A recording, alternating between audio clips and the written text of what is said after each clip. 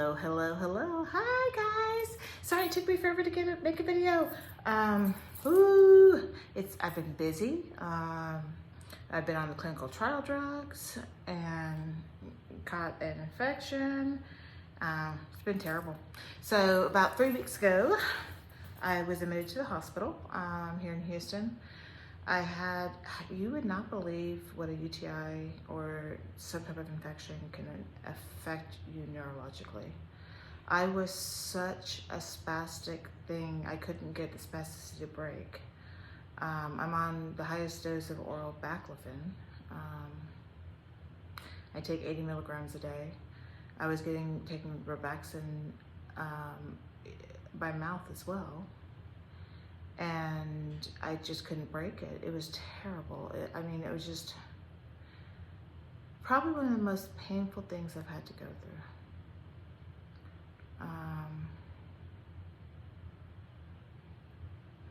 It was hot before we'd gone to Duran Duran, and I don't know if I overdid it or that's around the time I caught an infection. It just progressively got worse and worse. I called the doctor, told me if it wasn't better, raised my gabapentin, which gabapentin brain is a real thing. The pain you can have with spasticity and the pain ALS could cause you. When you have breathing issues, they don't want to medicate you with medicines that can suppress your diaphragm. But it was terrible. So we went to the medical center, and I went to the hospital that I'm cared for, my doctors go to. And, went to the ER, they got blood, and my white count was high. Took me in, started Robaxin IV, and the next day they did blood cultures.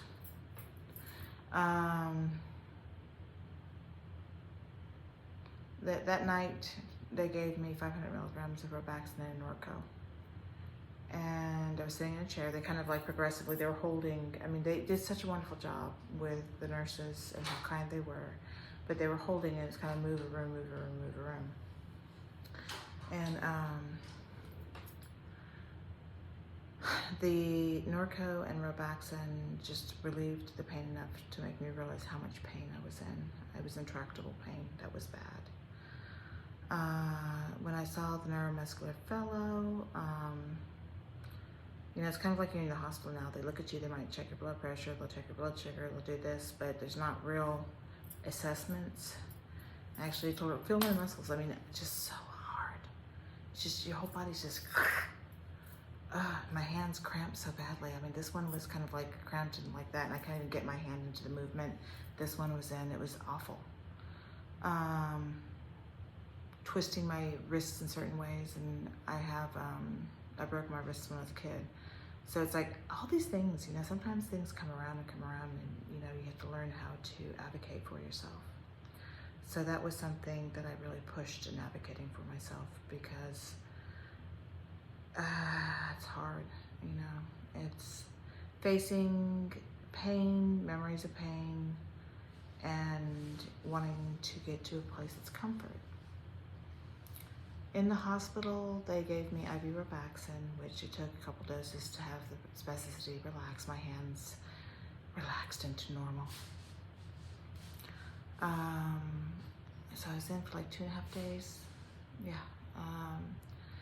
And because I am in a clinical study, they don't do a lot of other medications. I can't take Ridazole because of my liver enzymes. But I had asked for trying a benzodiazepine just because they use them in seizure people.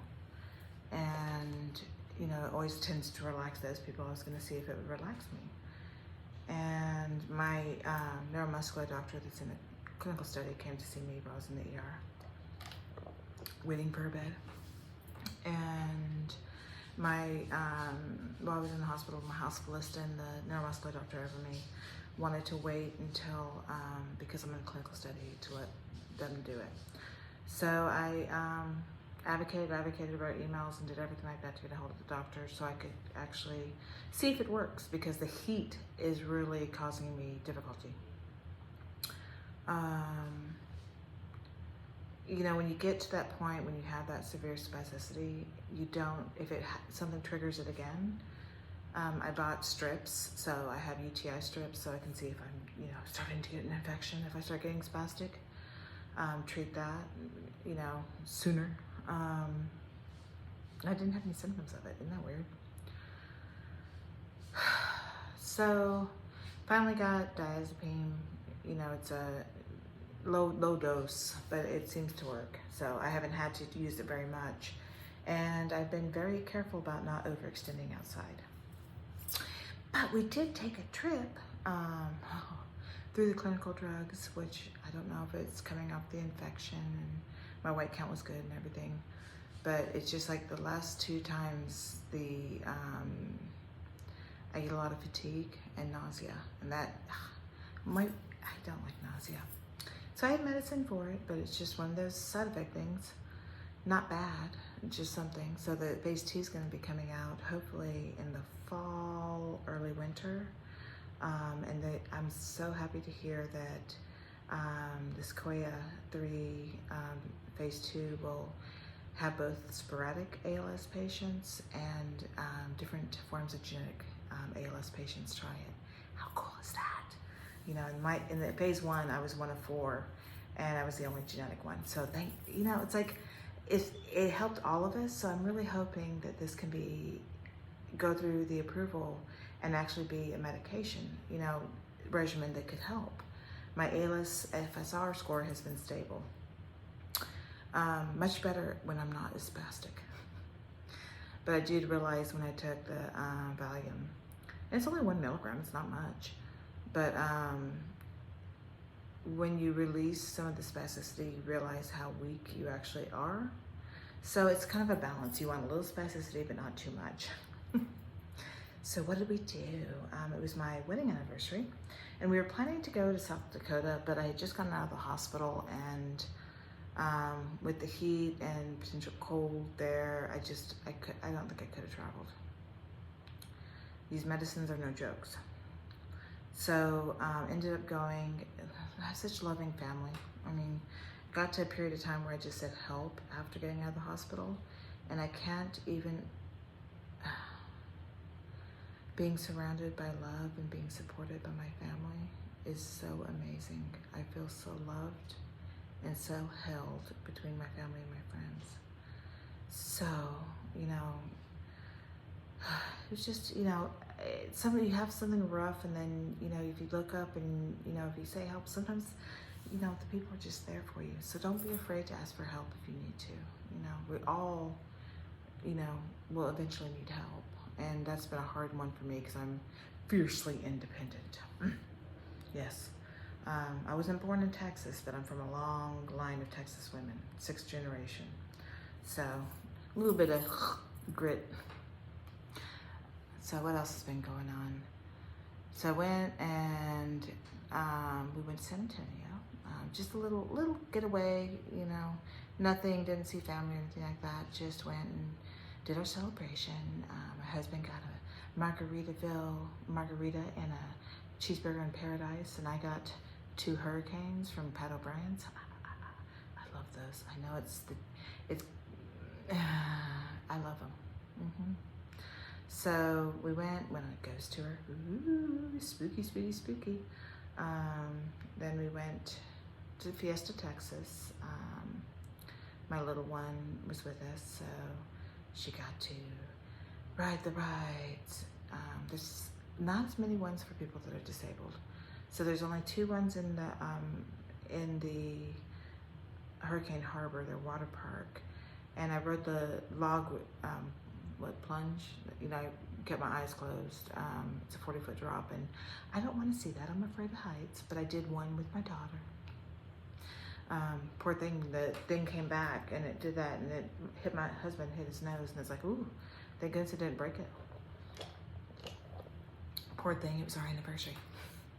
So somehow he found a 50s diner there, and we shared chili cheese fries, which special thing, first date thing. Oh God, what is it? 12 years later, married for 9. So did that, and just kind of had fun.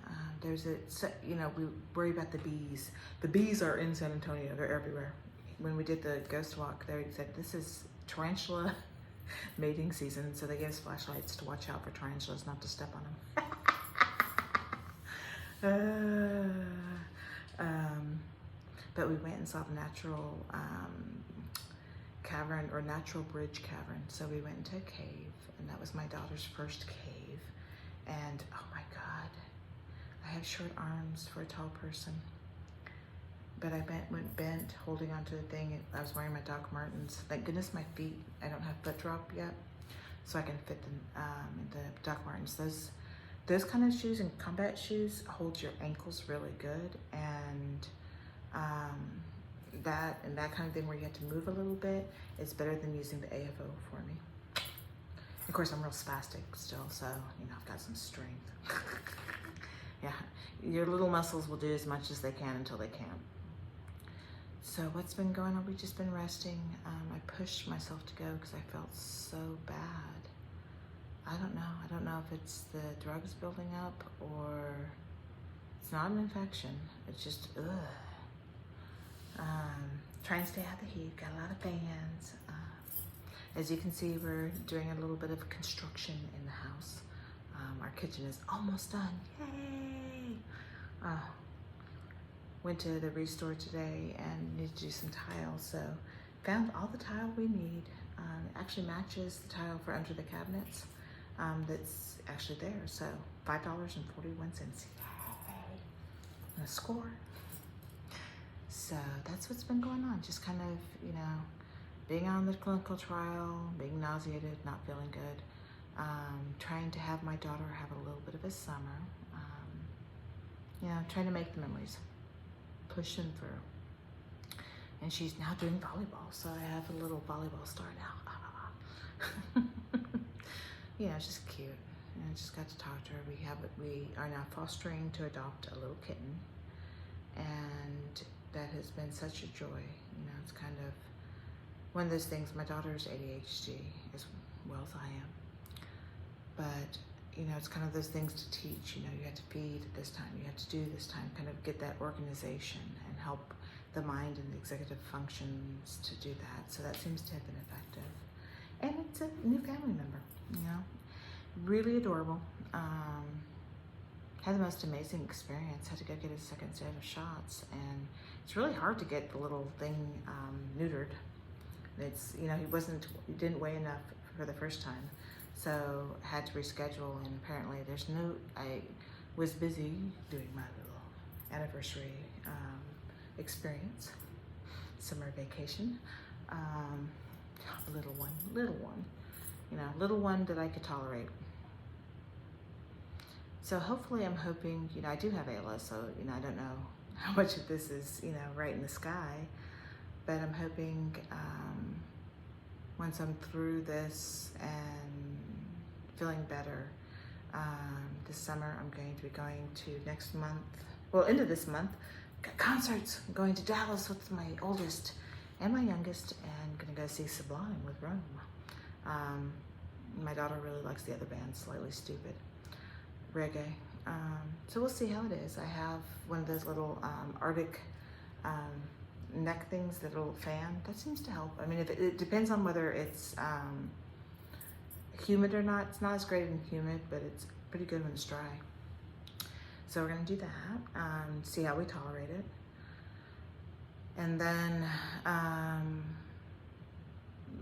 end of the month, I'm gonna see the Toadies.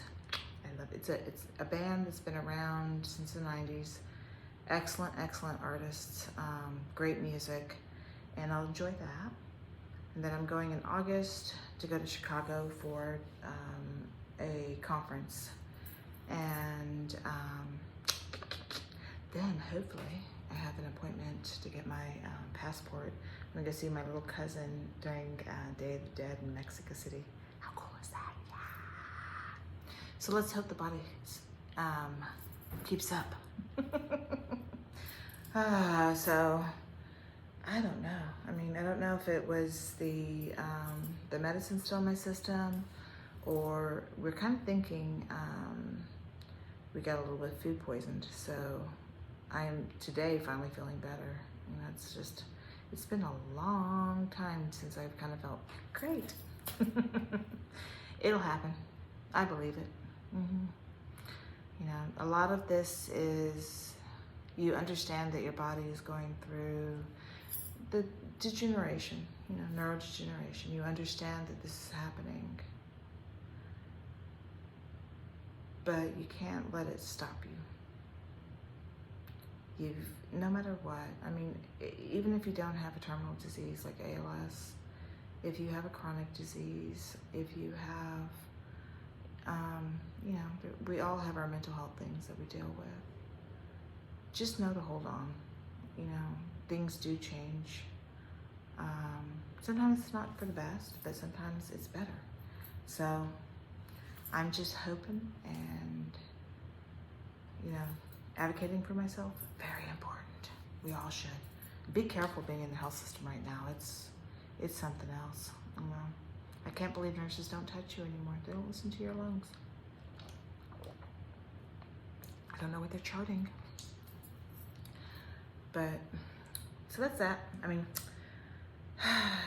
this week is going to be busy. My daughter has an appointment. I have an appointment. I have an appointment with a pulmonologist about the CPAP. I have my clinical trial thing. I have to freeze. Oh, it's so hot. If you ever have, if you're on trial medicines that are injectables that have to be cold, those ice packs that, you know, you can, the refreeze ones, I find that in really high heat, the larger ones in a freezer bag keep things cool enough. It's just, you know, the ones that they give you like from the pharmacy will melt really quick. You know, it's like you never realize when it's that hot. You have the AC blowing on you, but if you touch the seats or touch your phone or touch something like that, it's going to be really hot. It doesn't cool it down as much. It's not bad air conditioning, it's just that hot. It's like, I think with the heat index today, it was 113 degrees. Yep, didn't sign up to live in the Sierra. So let's hope that we actually have some cool this fall, hopefully, maybe November for us, maybe.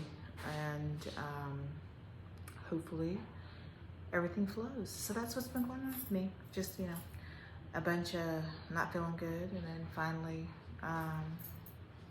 doing the little things, you know, reaching into my guts to celebrate my anniversary and have my little daughter find, you know, her first cave, her first water slide, you know, making those little memories. You know, she hates caves now. My husband hates caves now. You know, I'm thinking, I don't think I have the body strength to do it again. Yeah, I kind of pushed myself that day, but it wasn't too terrible. You know. I'm sure my neurologist will not be happy to hear that, but hey, while you can do it, do it. Life is short, you know. So all is good. I'm just trying to drink the tea. Personally, right now I'm drinking Dr. Pepper Zero, really good. Just having a good time, you know. It's like enjoying my husband being home and just kind of relaxing, you know.